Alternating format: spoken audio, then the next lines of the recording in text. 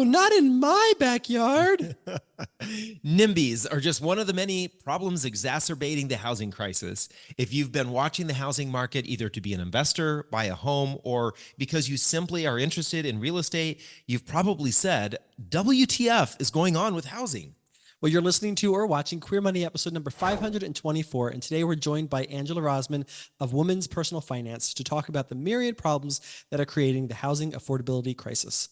Along with running WPF, Angela is a passionate advocate for affordable, sustainable housing based in the scenic Pacific Northwest outside of Seattle. She devotes her professional life to this cause while also pursuing financial independence. So let's get on with the show.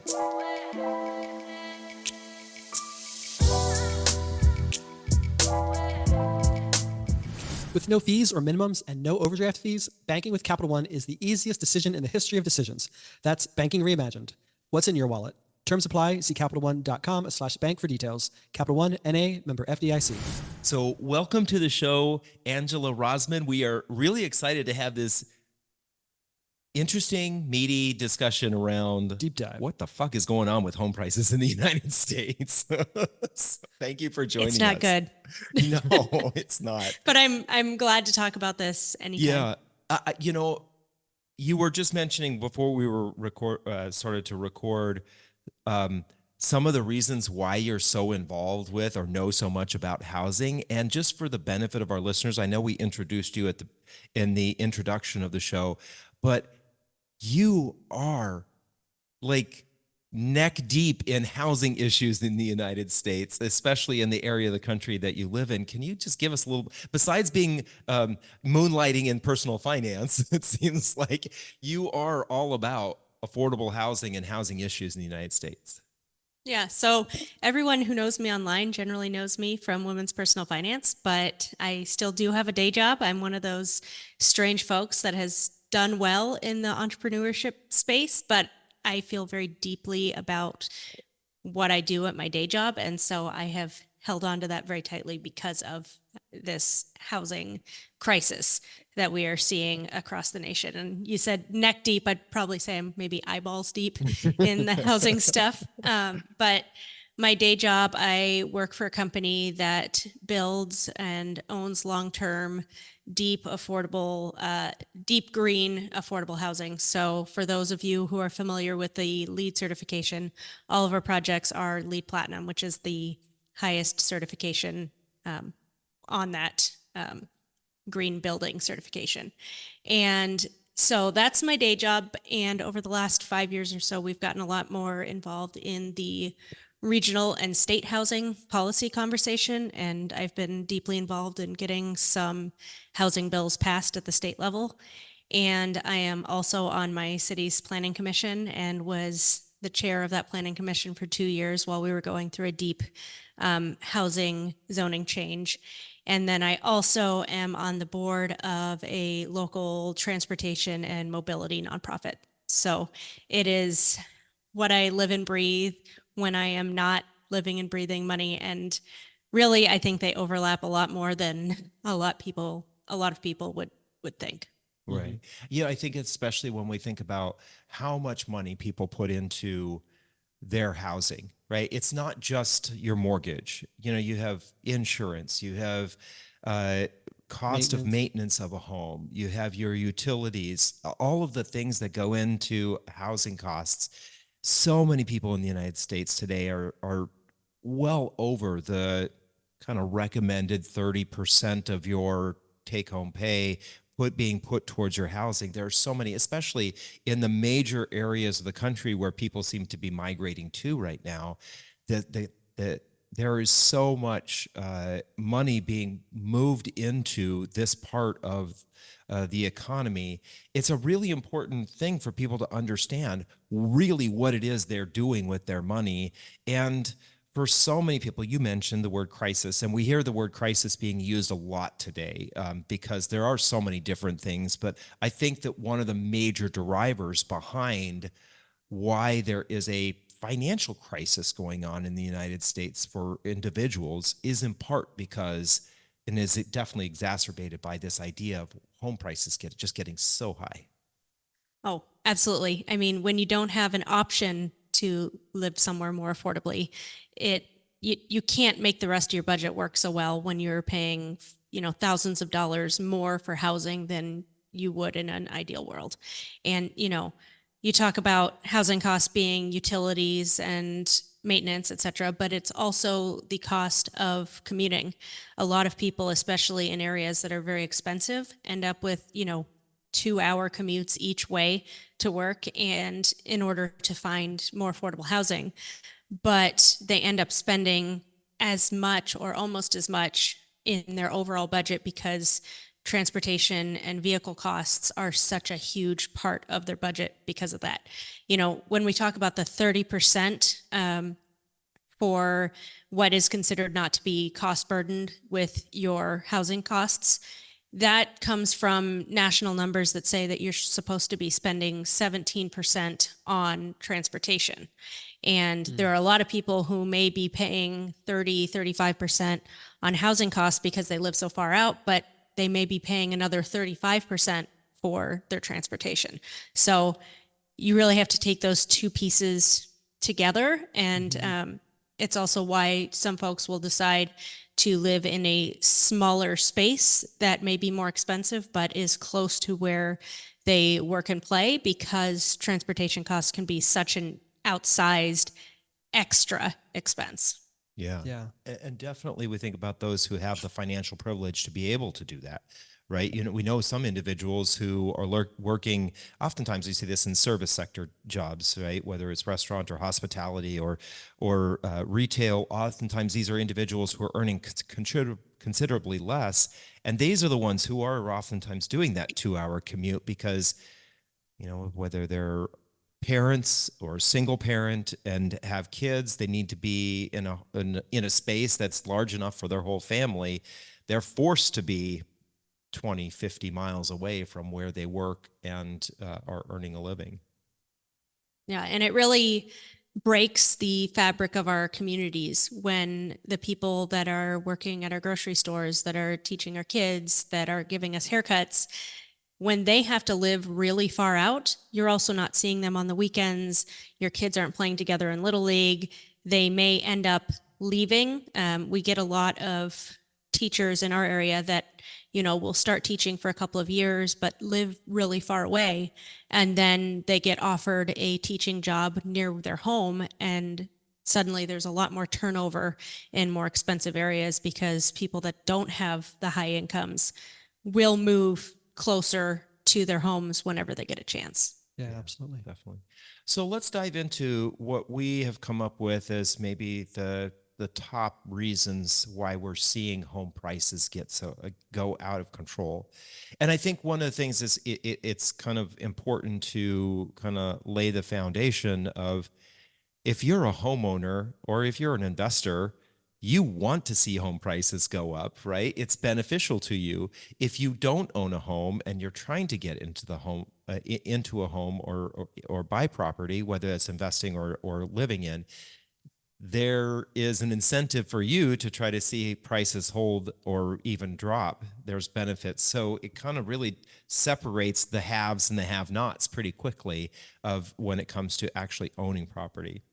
So What's interesting though on that piece is that a lot of homeowners, you say, want home prices to go up, but for people that are very committed to living in a certain area, especially if they're getting closer to retirement or have retired, they actually see increasing home prices to be a threat.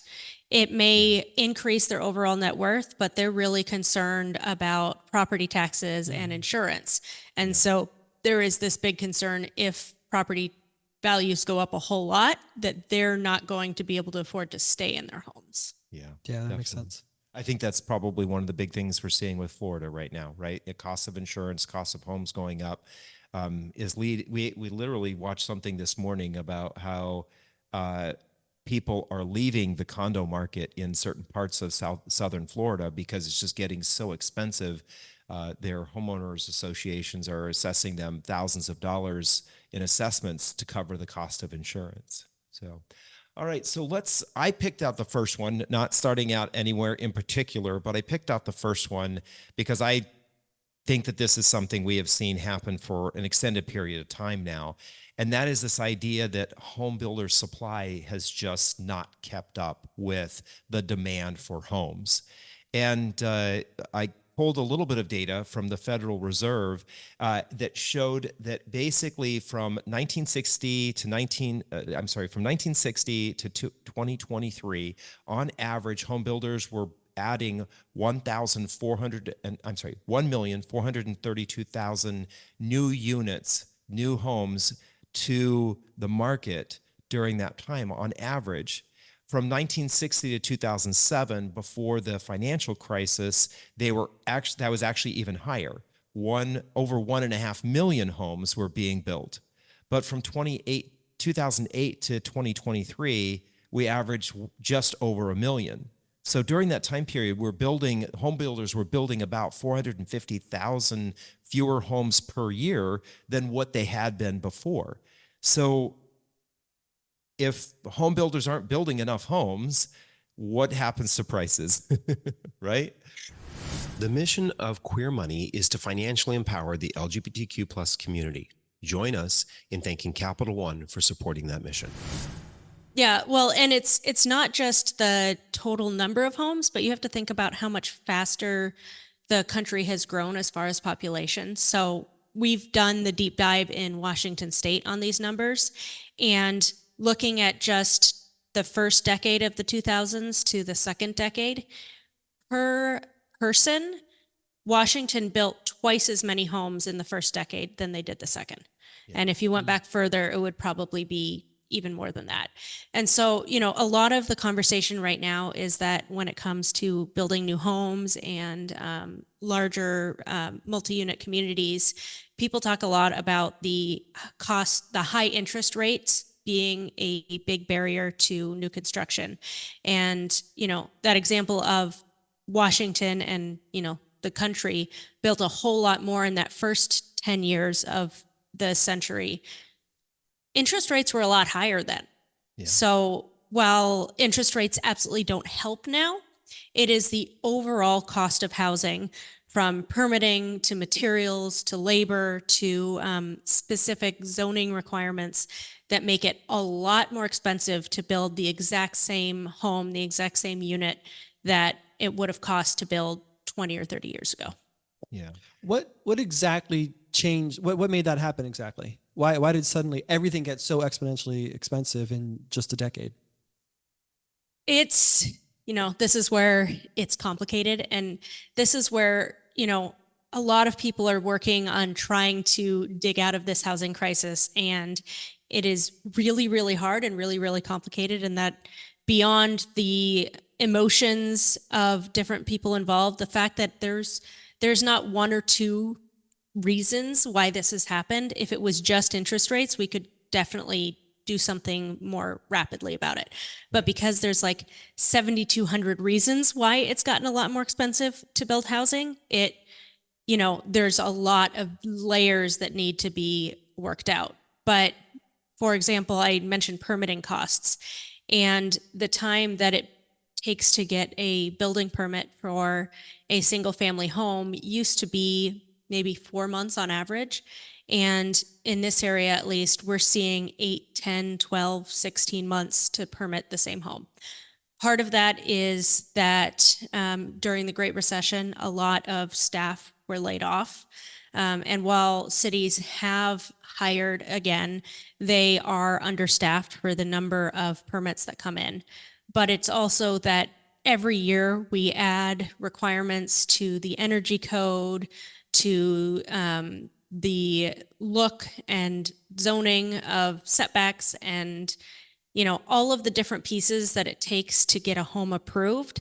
It has gotten a lot more complicated. So even if you have the same number of people reviewing plans, it takes a lot longer to look at them. So that just one piece by itself adds a lot of time to getting a home built, which means that you have to pay a lot of holding and carrying costs on the land that you are building on.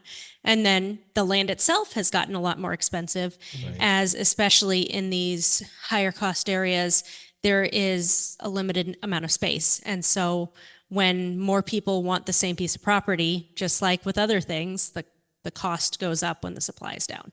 So those are just a couple pieces. And then, labor has gotten more expensive as well. And, a lot of areas of the country still only allow for single family zoning. Prior to about 1940, most places didn't have a lot of single family zoning. You would see a duplex or a triplex or a small apartment community in the same neighborhood as you would see a smattering of single family homes. And there was a very specific change across the country. A lot of this had to do with systemic racism to make sure that these areas could stay set apart. And so a lot of that zoning is not historical if you go back 100 years. So if you go to a neighborhood that's 100 years old, you're going to see a lot more mixes of varieties of homes. And then if you look at neighborhoods that were built in the 50s, 60s, 70s, and sooner or more recently, you're going to see a lot more single family homes. And of course, when you have one home on a quarter acre, a third of an acre, a tenth of an acre, where you could otherwise have four, naturally, it's going to be a lot more expensive. Yeah. I think that's one of the things we love about the street that we live on. We actually are in a duplex. On one side of us is another duplex, and on the other side of us is a single family home. Our street has a fairly even distribution. Just at the other end of the block, duplexes. there are 2 apartment buildings. I think they have at least 4 units in each. Yeah. But like you said, our home was built in 1922. And so were most of the homes in this area, because there was a huge influx of people coming into the Toledo area. There was a demand, more of a demand for housing. And so a lot of places like that were built. Sorry, you were going to say something. Well, no, I was just going to say, Dave, we've talked a lot about recently about how, like, you couldn't build a New York City or a Chicago today because there's so much red tape now and so many people trying to micromanage every aspect of it. That just would never, that alone would just never allow it to happen.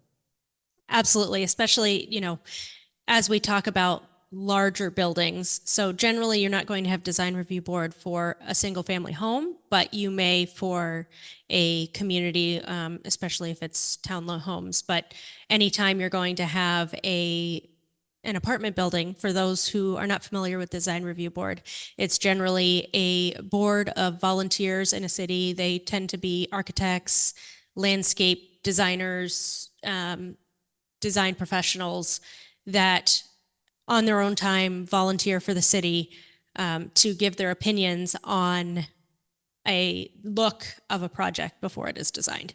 And while that may sound like a really good idea, making sure that buildings look really great, it can be a very, very long process. And when you have, a board of 7 people with 7 different opinions, as you can imagine, when you're all trying to agree, Right. you end up with something that's not as great because everybody has to agree on it, rather than if 1 or 2 people are directing a design, you're going to get much more interesting ones. So you talk about New York City, somewhere like the Empire State Building probably wouldn't have been approved by design review board today.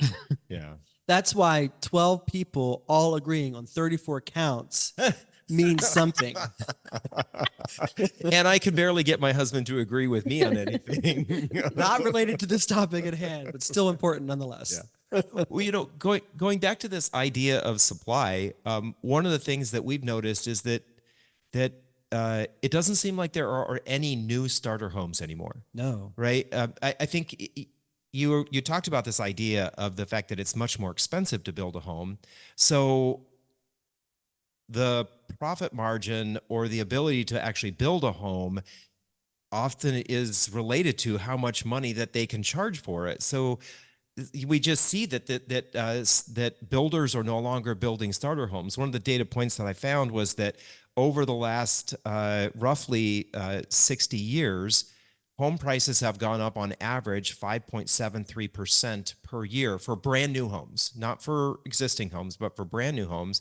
And we know that is far outpacing what incomes have, it was happened to incomes. Incomes have definitely not kept. We know that they're, since the 70s, they're basically flat with the exception of the last couple of years. In addition to that, the size of homes has just continued to get bigger and bigger and bigger. It was one of the things I found so interesting in the data that we pulled was that in the 1950s, home sizes actually shrunk from what they were in the in the 40s, and then they picked back up. But get this, folks, the average size of a brand new home in the 1950s was 983 square feet. I know people who have, literally, I know people who have master bedrooms. Like, I probably shouldn't say that word, but I know people who have that kind of Primary ensuite bedroom. primary bedroom, right? That is even bigger than those size homes. And today, the average size home is over 2,500 square feet. So, of course, the bigger they get, the more expensive they are. Yeah.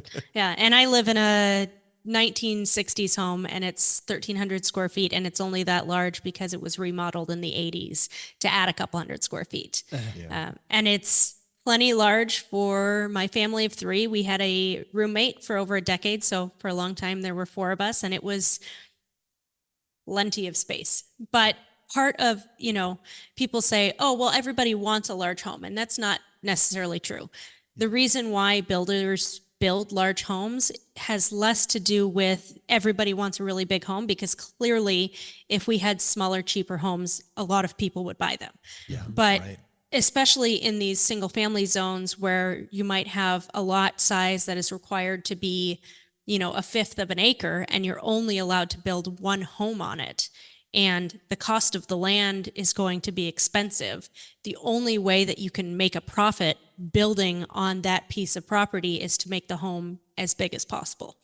So, when we talk about middle housing and middle housing allowances in cities, so allowing for duplexes, triplexes, townhomes, small apartments, when cities get out of the way and allow for more homes to be built on a single lot, it means that they can be smaller and they can split the cost of that land. Washington State joined a few other states in 2023 to pass a middle housing ordinance for the entire state that now requires the allowance of these middle type housing units. Kirkland, my city, I'm really proud to say that I was part of the process that we actually approved that in 2020. However, the underlying zoning is basically just step one of this. So like I was talking about, all of the different hurdles that you have to do to build a new project, we have over the decades gotten so entrenched in the single family as the way that we build ownership housing, that until we make it easier to build these other types, even where it's allowed, we're still seeing the 4,000 and 5,000 square foot new single family homes, because it's the fastest way to get through permitting. It's the easiest way to get through all the city requirements. So even where it's allowed to be different, and you might even make a little bit more money, because while the homes individually sell for less, they have more of a profit overall.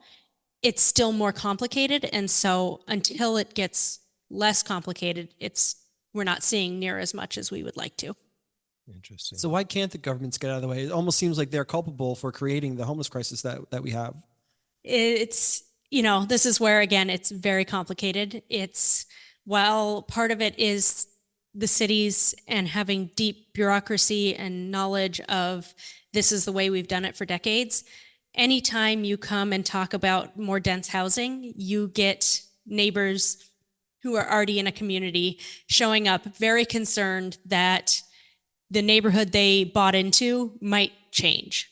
And so instead of talking about the new neighbors that might move in near them with a larger building, they talk about the 6-story building, like a 6-story building is their neighbor instead of the families that would be living in that 6-story community.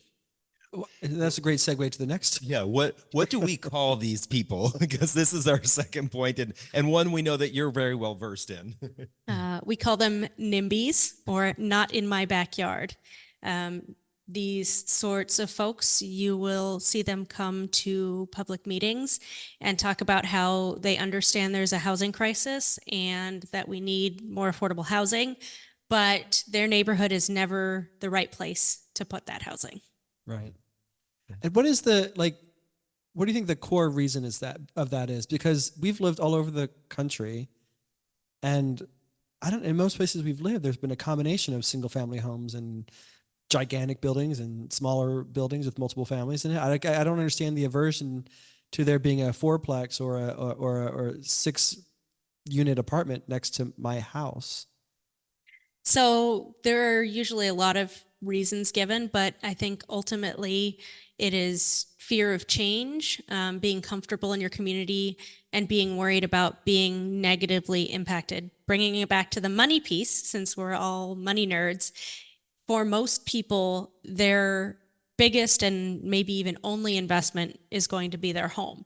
And so they are very, very protective of the equity in their home because it is the only way they are ever going to be able to retire, is to be able to cash out of that home someday. And so there is a concern that, number one, housing prices could drop if we actually had enough supply, which immediately negatively impacts someone whose all of their wealth is in their single family home. And then there's that other piece that I mentioned earlier, that as people get older and retire, get close to retirement, they start looking at property taxes and property insurance as, I planned for my housing costs to be this much. And when those other expenses have gone up a whole lot more, suddenly what felt like a really comfortable retirement feels a little bit less so. I want to go back to a point that you brought up. And I think that this is oftentimes the elephant in the room in these kinds of discussions, and that's racism, systemic racism. White flight has built a lot of these neighborhoods that now people don't want to have larger buildings in part because we know that individuals who move into larger buildings are usually individuals who are earning a little bit less, sometimes significantly less, but not always. Sometimes some of the buildings that are built are high-end condos, and sometimes they're luxury apartment buildings and things like that. But still, for whatever reason, there's still this fear that, okay, somebody who doesn't look like me is going to be moving into my neighborhood. How do you, let's just kind of talk about that a little bit. Is that true? I mean, that's very true. We build affordable housing in really nice communities, and a lot of the comments that folks tend to come, they won't come out and outright say, these are the people we don't want in our communities, but they will be concerned about those people. That is a phrase that absolutely gets used without defining who those people are. They're definitely concerned about crime, and school overcrowding is a big one. Even though, as we all know, schools are, the way that schools are funded is by property taxes. And so the more people in a community, the more money there actually is for schools. But schools are a big concern, and also traffic. The idea that people that move into a community are going to bring in cars, which, as we were talking about earlier, if you're on the road for 2 hours a day to get to housing, you're going to be clogging up the freeways way more than if a new apartment is built in your community. But specifically the racism part, it's not just about new properties today, it's how we've gotten to where we are. So, the Fair Housing Act of 1968 was the first time that the country started to really address the redlining issues. But, a lot of the home ownership wealth that has been built in this country was built prior to 1968. And you'll say, well, but that's not true. A lot of people have bought homes since then, but part of it is that generational wealth. And after World War II, the returning veterans were able to access VA home loans. And there was a huge amount of home building that was done in the late 40s and the 50s. And almost exclusively, it was white veterans that got access to VA loans. There's some really great data from Habitat for Humanity looking at, like, if you want to really drill down at the numbers, but it's like 98%, 99% went to white homeowners. Wow. So while it wasn't always explicitly stated, it was often explicitly stated. And so not only did white homeowners have access to VA loans, they also had access to a lot more conventional loans. Conventional lenders would actually get together and specifically exclude any non-white folks that were trying to buy homes, to the point where whole HOA communities would write it into their bylaws that said that only white people could move into a community.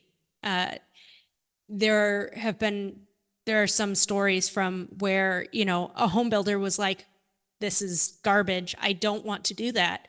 And the HOA would get together, or the mortgage company would get together and tell them, we will not lend, we will not buy, you cannot do this. And so those communities became entirely white. Wow. And up until the 90s and 2000s, a lot of these homeowners associations bylaws still had them in the language. So while the Fair Housing Act was 1968, there are communities in my general region around Seattle that until the last couple decades had that language still explicitly in their bylaws. So note to folks, read the bylaws of your HOA to find out what's going on. And ask for the financials. We learned that. Yeah, exactly. So what is, we know that this whole idea of NIMBYism and not in my backyard, I don't want these people, I don't want these types of buildings, I don't want this happening in my neighborhood. How does that actually cause home prices to go up? So a lot of that is where communities will block different zoning. So, in Washington right now, cities go through a comprehensive plan update every 10 years. And right now, basically all of our cities and counties are going through this comprehensive plan update, which looks at the entire city, how it's zoned, how it looks, planning for the next 20 years. And folks will come up and show up at public meetings and say, I don't want things to change. So in a community that's talking about, hey, we have this great new light rail station, we should build taller housing nearby so that people can live near great transit and services, people will show up and put really hard downward pressure to make heights and story limits as low as possible. And when you don't allow for tall enough buildings, most places a 3-bedroom or 3-story apartment complex doesn't pencil so well anymore. Especially when you have to build parking underground. And so when there's enough neighborhood pressure and you get a restriction that only allows for, 3-story heights, you're generally going to see townhomes or no change because financially a larger project can't make the numbers work. Yeah, it's interesting you bring this up, this idea of transportation and transportation hubs. I'm going to give a shout out here, folks. If you haven't watched City Nerd on YouTube, the week that we're recording this, which is June, we're recording this on June 6th. He just released a video that is all about NIMBYism, what's going on in the United States. And he picked the top 10 cities that are the most NIMBY ridden, I guess you might say. Oh, let's see if Angela can guess. Which state do all 10 cities exist in? Can you guess? The West Coast. Well, it's the West Coast. For sure. Yeah. So the Western US or just the coasts in general? All of California. Yes. 10. Oh, you said cities. You said states. Sorry. No. You meant what cities? State do they all cities reside in? Yeah. No, clearly it's California. So on that point, I'm going to recommend a book here, not the one we were talking about before, but this one is Golden Gates, Fighting for Housing in America by Connor Daughtery. It is an excellent one, especially if you want to look into the California housing crisis that's really led the nation. They're doing some good work in California now, but they are also getting a really deep NIMBY pushback. If you ever want to Google California City Mountain Lion Protection, that's a great rabbit hole to learn about the different kinds of NIMBYism that lives in California, especially on like wildlife urban interfaces. I don't know if you want me to talk a little bit more about that, Well, or I'm just let piqued a people little. Can you Google. give us a little bit of a blurb on that? Piqued our interest. Now we want to know. Yeah, so California has required cities to allow more housing types beyond single family. And the way that that language was written, it allowed for areas that had a very like deep, like nature preserve reason to block any like housing density from happening. So there was a California city, I actually don't remember the name, but they are basically a suburban city that is nearer to a like natural area.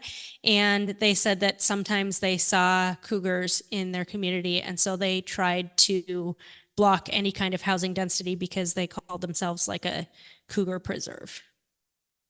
God, the bullshit is so deep there, right? Where did all the 40... maybe we should do just the opposite. We should build high density so that they have more of a natural environment to be in than spreading out, mansplaining our homes all over the place.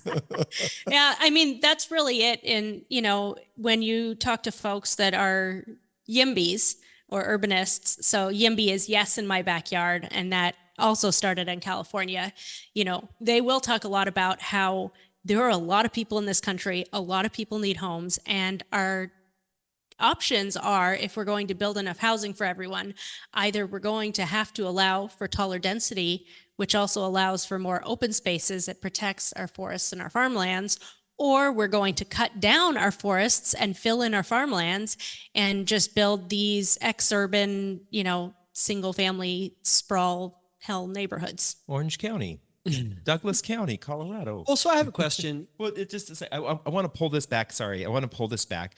The reason I mentioned that video is because he showed some images of the various light rail or transportation hubs that were in these NIMBY cities. Yeah.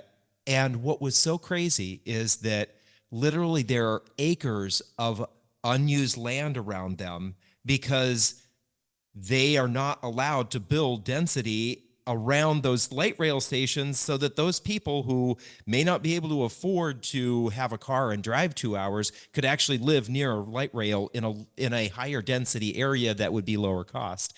So in a sense, the NIMBYism is giving the middle finger to a lot of poor people. Yeah. If you block housing, not everyone likes to even accept in their hearts that they are a NIMBY. But if you block housing from your community, do not call yourself an environmentalist. If you block housing in your community, do not say that you care about equity and inclusion. Because if you are blocking housing, you are doing the exact opposite of those things. So you may talk about, you know, a special, you know, park that you really love, that you really want to protect the, you know, wildlife that's there. But if you are turning around and saying no to dense housing in your community, especially in your urban community, you are hurting the wildlife that you say that you care about. You are, you know, contributing to climate change. If you say you care about equity and inclusion and that you're attempting to be anti-racist, you have to allow housing to be developed in your community. Because if you say that you are anti-racist and then you say, but everything needs to be a single family home, those two things cannot live together. Right. Exactly. Sorry, I cut you off. You were going to say No, you got a great point. But I had this question. As David and I have been traveling around the country quite a lot the last several years, I just see all these unused strip malls and now even actually whole malls that have like no stores in them, if there's any stores in them, and these like miles and miles and miles of like of parking lots. how easy would it be to start? I know you can't like just like convert them into housing. How easy would it be to just like scrap that whole project that's not being used anymore and actually start building housing on those particular types of properties? So adaptive reuse is great. And actually, a couple of the housing bills that I've helped get passed at the state level in Washington talk specifically about adaptive reuse, especially right now where, you know, a lot of people have had to go back in the office, but there is still a lot more work from home jobs or, you know, flex jobs than there used to be.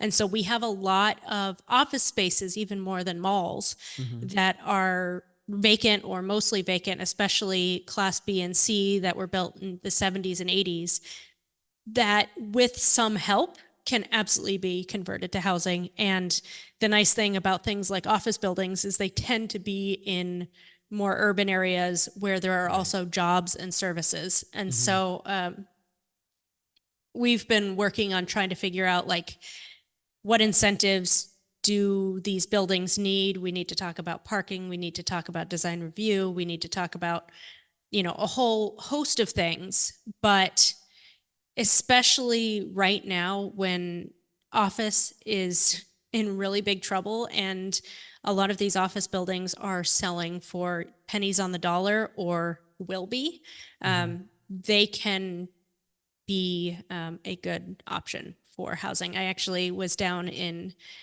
Phoenix, Arizona last month, and there is a really great office building conversion from the 70s that was an all glass 70s office building, and they converted it to housing, and it's fabulous. Oh, really? Not every floor plate is going to work well, especially with the brand new buildings, but a lot of the older office buildings can absolutely be converted. It just, you know, it is expensive to convert, but when you already have the building shell, if you have a city that is willing to be creative, it can be a great option for housing to come online faster. And when we talk about the environment, you know, whenever you can salvage a building shell that's in good shape, it can also really reduce the environmental impact of that new building.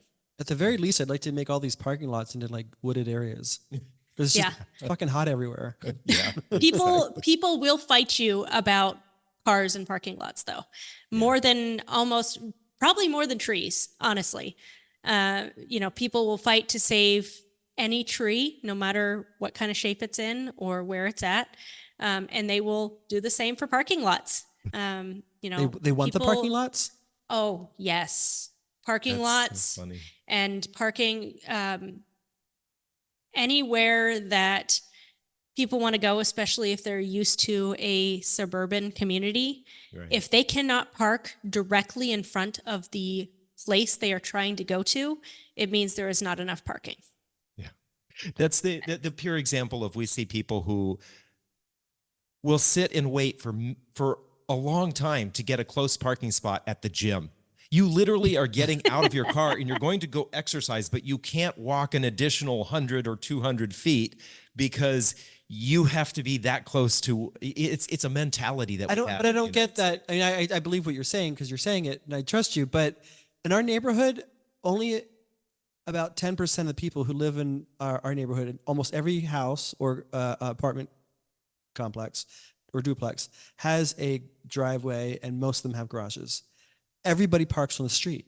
So I don't get like, I don't. And they are very protective of that street parking right in front of their home, right? Yeah, but why can't you park in the driveway or the garage and make the street easier to use and also more accessible to people who have to come and visit? Because that strip of public land has somehow become theirs. Right. It is a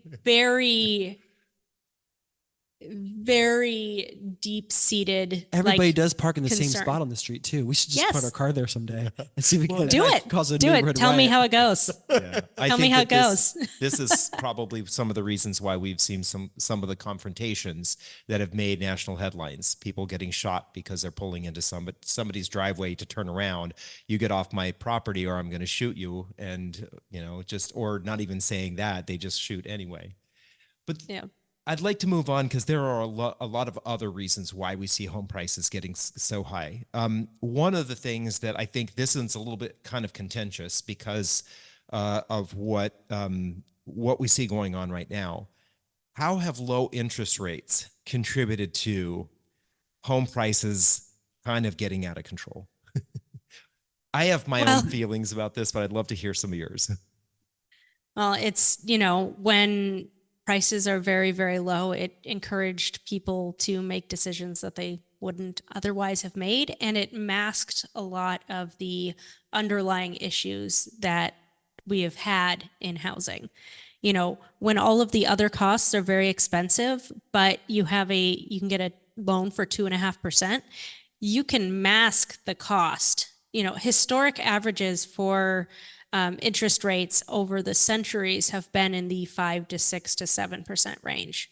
It's only been since the Great Recession that we've seen these historically low interest rates. And I think had we not seen them, the rest of all of the housing costs would have been a lot more obvious as well, because you can hide a lot of things when, an interest rate at 2.5%, you can buy a home that's twice as expensive than, when interest rates are where they're at. So it allowed for people to buy what they probably shouldn't have been able to afford. And it allowed things to continue to grow and get worse and worse, because at least we had this artificial protection against all of those rising costs.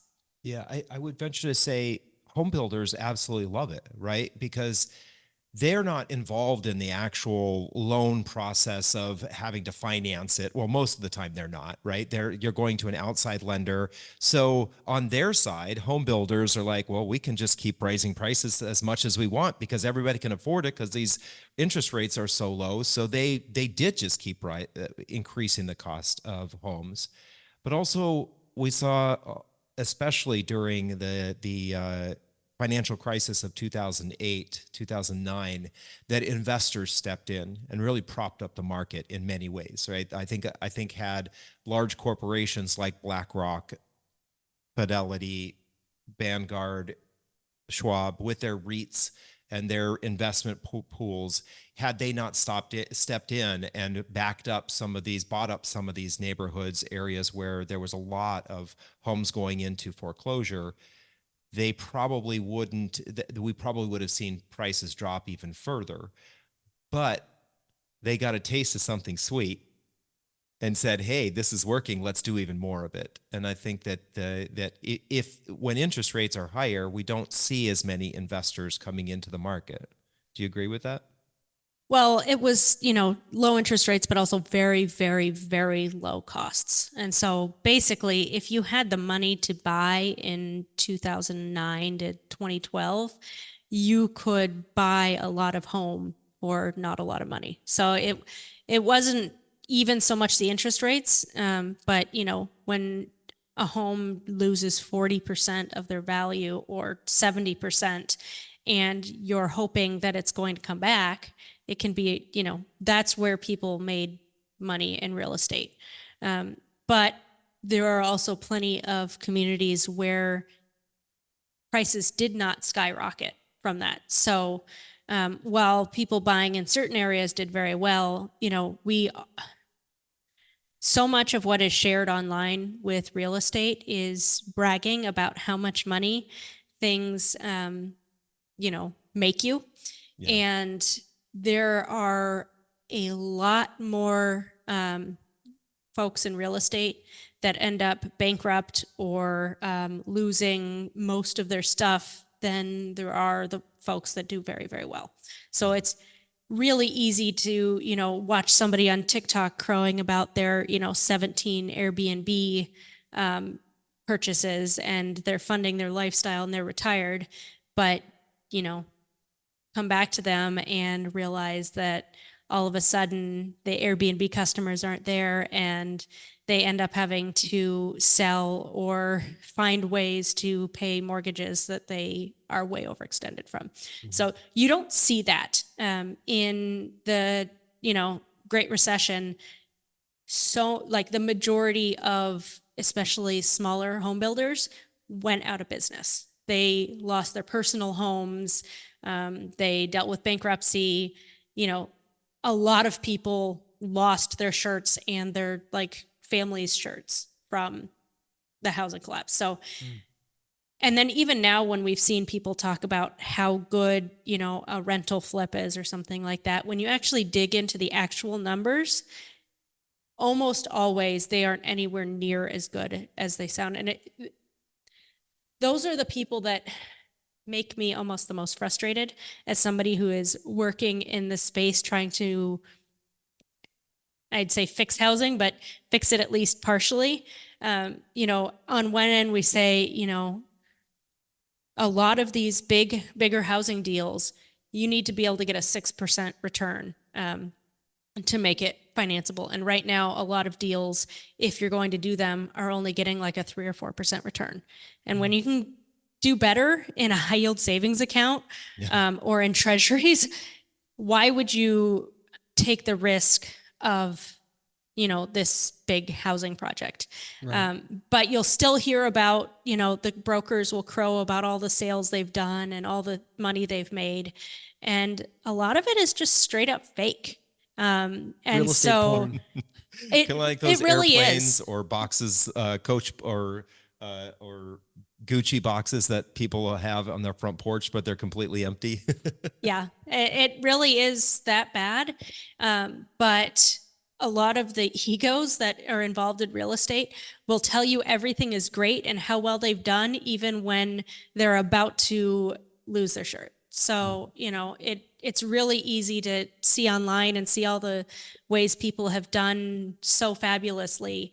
And when you look at it, even somebody who does, you know, a personal flip, when you consider the labor of the sweat equity and the cost of maintenance and the cost of the time afterwards, you realize that for most people, they probably would have done better to just put their money in the stock market. Yeah, exactly. Makes sense. All right, let's move on to another one that I think is kind of an interesting thing that's more recent. I would say probably in the last 40 or 50 years has become, maybe even picking up steam, and that's this idea of people migrating to high density cities, especially when they're moving there for either higher paying jobs or a better climate. And just to kind of let you all know what I'm kind of talking about here, the 10 fastest growing metro areas in the United States right now are Austin, Raleigh, Orlando, Charleston, Houston, Sarasota, San Antonio, Dallas, Fort Worth, Phoenix, and Nashville. All of them, every single one of those are cities that are in the Sun Belt. And every single one of those are ones that are we see corporations moving to those areas. So how do you think that this is having an impact on home prices? Well, the reason why people are moving to these areas is because of the cost. You know, people in my area in Seattle, I know quite a few people who have left to these Sunbelt cities because they can get twice the home for half the price. And suddenly you go from struggling and barely making ends meet to I can finally breathe. Yeah. Part of this is because areas, I'm more familiar with Phoenix, but I'm certain Austin's got a pretty intense YIMBY culture down there at this point. But for as liberal a city as it is, it's kind of funny to hear you say that.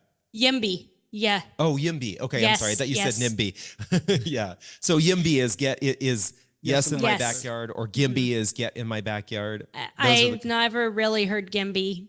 Gotcha. I think that's a gay term. You've heard of the club? No. Yeah. No, actually, I did hear that. We were watching another video on YouTube about this idea of it was maybe it's Canadian, because the person whose video we were watching was talking about high density homes not being built in Canada.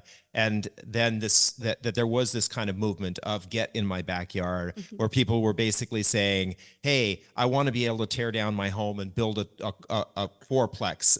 And they're not being allowed to do that because of zoning and laws and their neighbors. So, yeah. But anyway, it's amazing. It's not just a US problem. Yeah. But as far as these cities, part of it is that it is a lot easier to build housing in these areas, but also a lot of this is sprawl. So it's not necessarily good housing. And I think we also really need to talk about the piece that these areas, when you look at like the ProPublica, like climate change, you know, map of concern by counties. These counties are like on the top of the list for places, if you care about climate resiliency, are not great places to move to. So while there have been some really great like cultural answers to saying yes to more housing, allowing for, you know, faster permitting, allowing for things to actually get built. A lot of it's sprawl. A lot of it's in areas that are going to have water issues or heat issues. So, and, you know, a lot of them are also in red states where we're telling folks that, well, you need to decide if you want to live somewhere that you can afford, or you need to live somewhere where you aren't afraid about your marriage being dissolved or your kids being taken away from you. Yeah, that is a good point, and I definitely agree with you there. You know, we've been doing this series on Thursdays on the podcast, affordable LGBTQ friendly cities all across the country. We looked at all 50 states. Now we're breaking down a variety of factors to look at. But one of the consistent things we see over and over again is that when we talk about affordable places, they're oftentimes further north, and more often than not, the redder the state, the cheaper it is, the bluer the state, the more expensive it is. But even when we recommend places like Madison or Milwaukee, Chicago, Detroit, Rochester, New York, these kind of places, we get a real pushback from our community saying, ew, that's too cold, or ew, I'd never live there, that's gross. Well, you know, but these are places where literally the housing costs are half of what they are in the rest of the country in many places. And we still see this kind of resistance to move to these kinds of areas, even though we see more and more discussion around how these are the places, especially cities around the Great Lakes, these are the places that are going to be more climate change resistant and more resilient. People want to move to these Sunbelt states and just turn on the AC. Who cares about the planet? I mean, it is really short-term thinking, but I also know quite a few people who have moved to sunnier areas, and they say my mood, my mental health has been significantly impacted by moving somewhere sunnier. Yeah. So, you know, it's complex. Yeah. And, you know, just telling people to move is not a great answer. But it also means that in areas that are more expensive, but are in places that are going to be more resilient long-term, I think we have a responsibility to build enough housing so that when people do end up as climate refugees from places that are not livable in the next few decades or less livable, we need to be able to have enough housing and enough affordable housing that people can actually afford to be there, and that when people do move to communities for high-paying jobs, that we're not displacing the people who have been there the entire time. Absolutely. I think that's a really important point, because, you know, we know if things basically stay the same as they are when it comes to zoning and building and all of that, the people that will be moving are the people who have the financial privilege to be able to just pick up and move, people who can sell their house for a lot less than maybe what they had hoped that they would be able to sell it for, or maybe even be able to take a loss on it because they have a high-paying job or their family has generational wealth or all those kinds of things. What we would see is just the wealthy people moving, and it's just a you know, lack of a better way to say it, problems with them. Right. Well, just a I do bigger want to example also of white flight. Yeah, I do also want to recommend another book for anyone who really wants to like dig into the like deep, you know, housing nerd stuff. It's Fixer Upper: How to Repair America's Broken Housing System by Dr. Jenny Schutz. It is definitely pretty data heavy, but it is an excellent like deep dive into a lot of what we've talked about today, and then a lot more. So Golden Gates is kind of higher level, more narrative. It might be a little bit easier of a read, but Fixer Upper is where you're really going to dig into the like, okay, I'm ready to really understand this better. Yeah, Nice. definitely. So we've got a couple of more things I'd just like to briefly touch on. One of the things that I thought is so interesting is the increase in the number of single occupied homes. Whether this is an apartment, a condo, or a single family home, the number of individuals who are a number of homes that are single occupied has well more than doubled over the last 70 years. Right? I think back in the 40s, 7.7% of homes were occupied by a single person, and today it's over a quarter, 27.6%.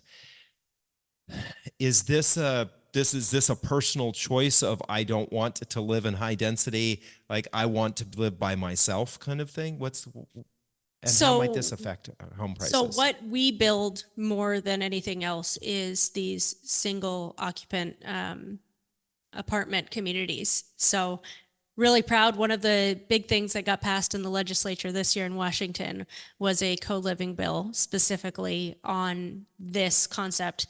And what we've seen, because this is also like what we do in a big way, is that single households are the fastest growing household size, at least in Washington. And I think if you look across the country, it's generally true.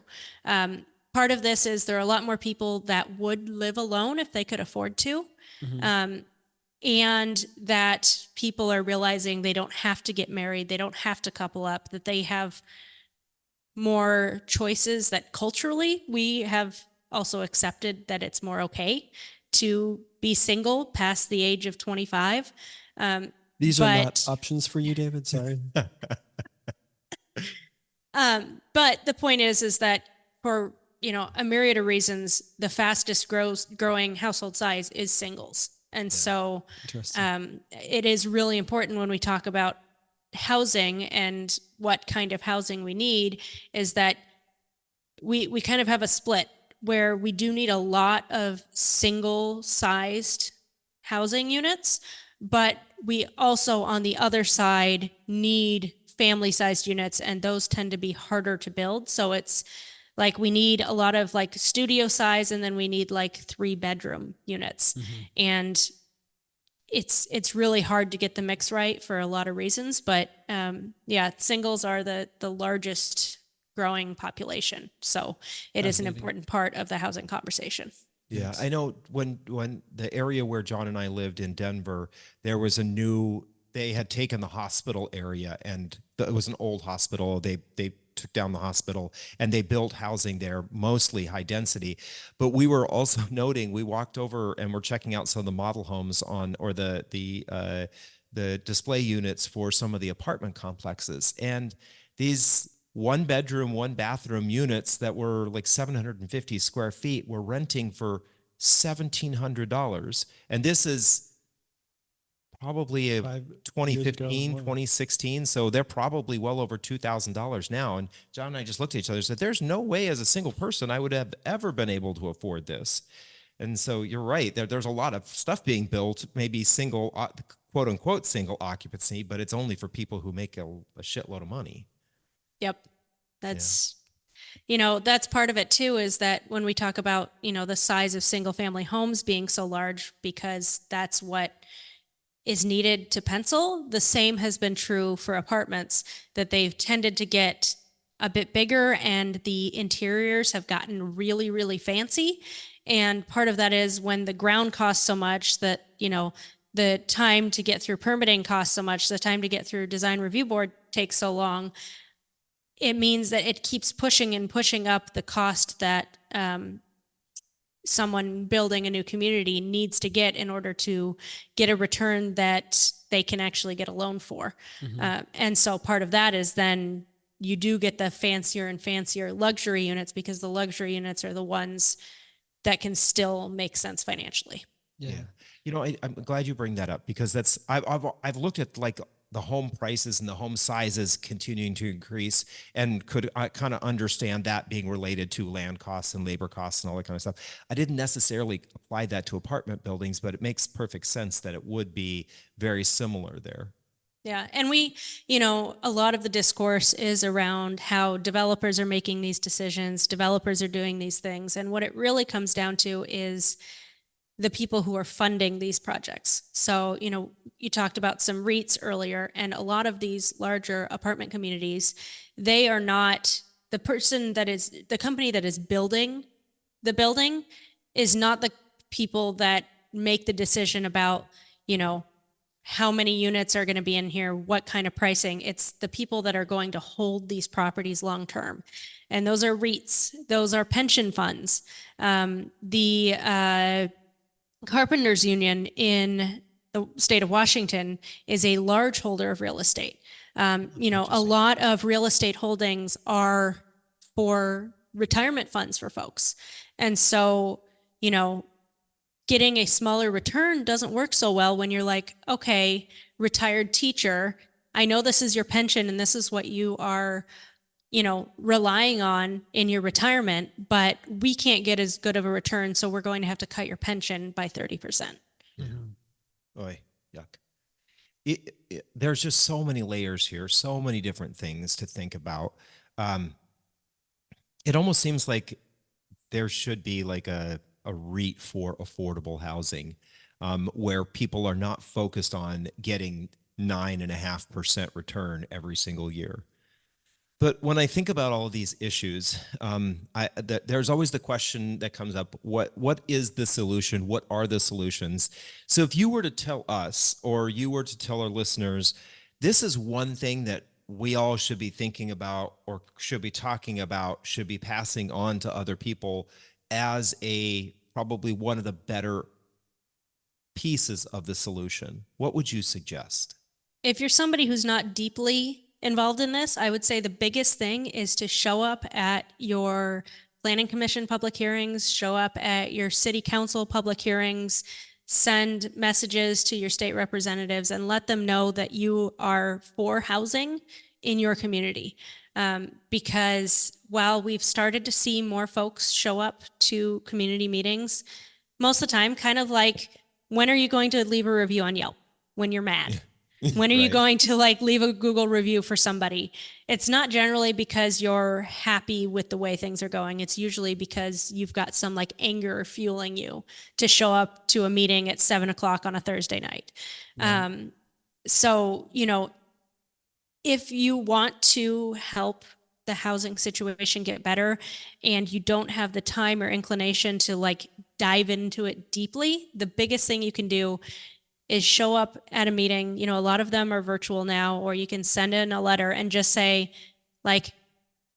please approve these taller, heights in my community.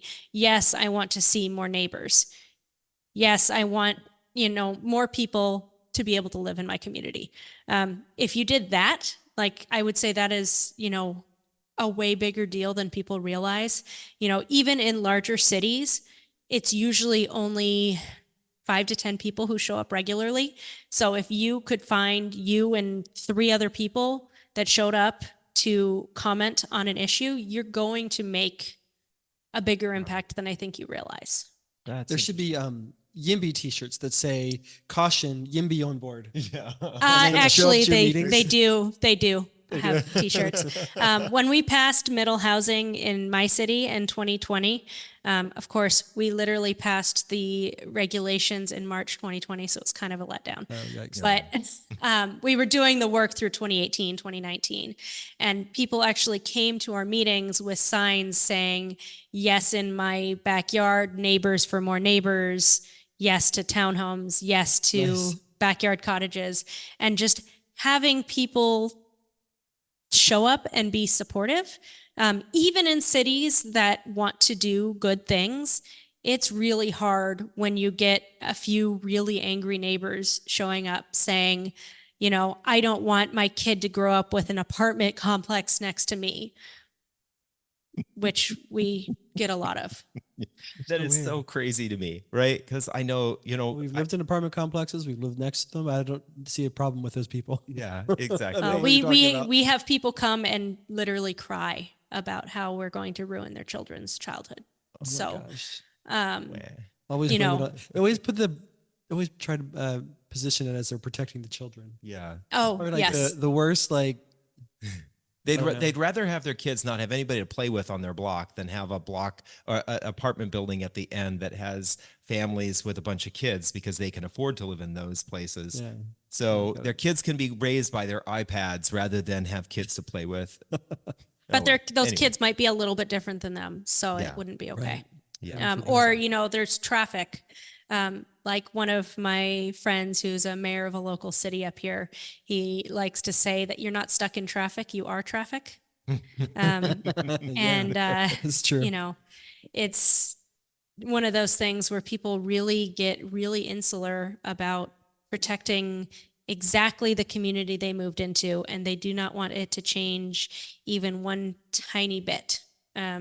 Even when they also say that they want to have like cool shops and things to do nearby that maybe they can drive 10 minutes to. The only way we're going to have the cool stuff to do nearby, that we're going to have great jobs nearby, is that if we also have housing for people Right. who work those jobs, who support those jobs. Right. So it's, we can stop having people move here, but also expect at the point you're getting ready for retirement and want to sell your home, you're not going to get near as much for it because you don't live in a cool place. Right. Yeah. The barista down at the really cool hip queer coffee shop on the corner is not your neighbor who's buying the $750,000 home. So if Right. you want those places, you have to have housing nearby for those people, right? So Right. we've been asking all of our guests recently this one question, and this for you can be either about housing, it can be about what's going on in your life, however you feel. We wanted to ask you, what is making you feel really good today? What's something positive that you are seeing in your life or in general?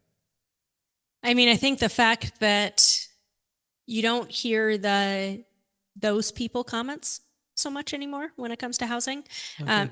That means we're getting but what about parking? What about trees? What about traffic? What about schools?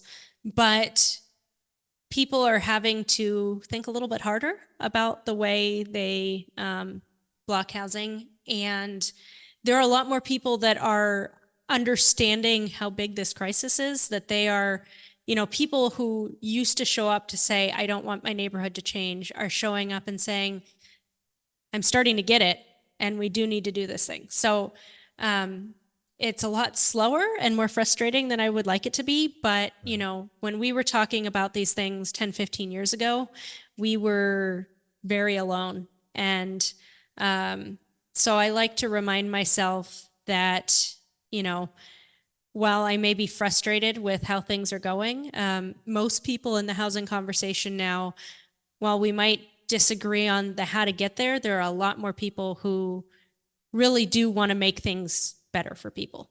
So, Nice.